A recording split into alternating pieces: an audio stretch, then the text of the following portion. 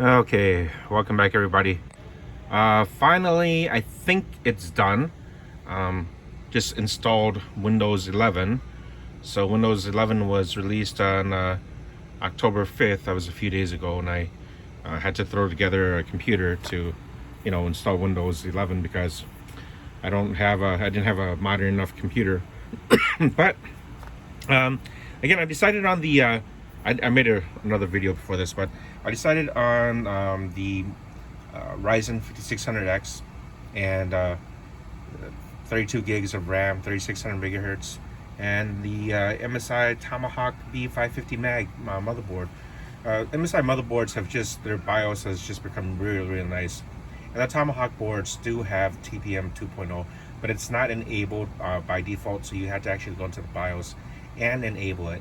Also, it might be a good idea to download the new BIOS that was just released for these MSI B50 Tomahawk Mag boards. So I did do the update.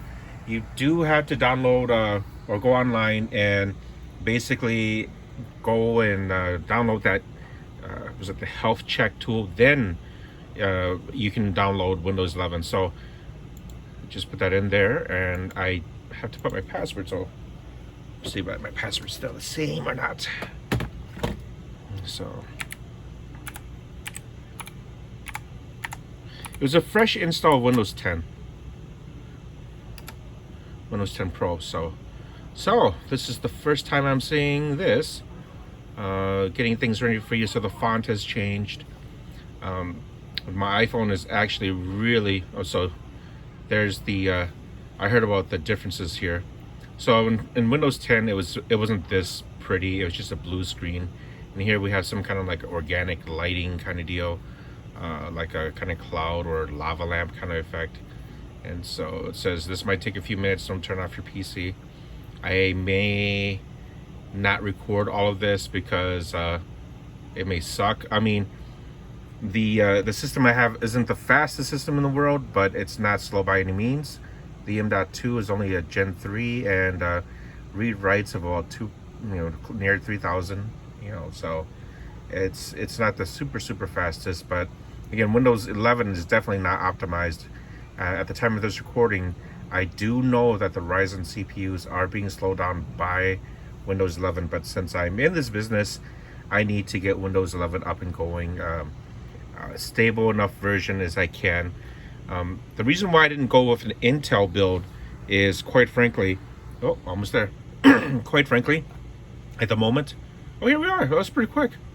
Okay, so you're greeted with this pop-up right away, and everything is centered as you see here.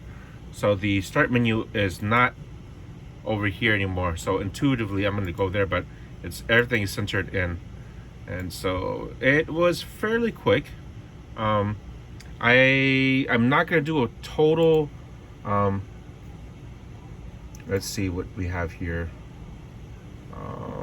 Let's see some things. Control Delete. Task Manager. Everything is rounded edges, like they said. Things look fairly simple. So here's the system I just built. It's the Ryzen 5600X. I don't have it overclocked. 32 gigs of RAM at 3600 megahertz, and my SSD, 1 terabyte SSD there, and not bad. I mean, I don't know what kind of performance drop I'll have with this at all. I've heard that it's worse with I've heard that it is actually worse with online games, esports games at the moment. People are getting 5 to 10% drop in performance, and I heard that gaming mode kind of sucks right now. But like I said, for me, I have to get it up and going. So the start menu is going to be a real pain for me because it's not there. And I know there's an option to actually move it back to the bottom left, and that's probably where I'm going to put it, because I don't think that this is actually as intuitive as they think.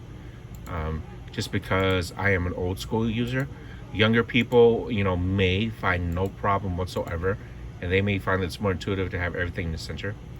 But it doesn't matter. Once you start getting it cluttered up, it's going to push out to the left, right anyways. I don't know what that's all about, but yeah, so it looks like there's the search, and you know what?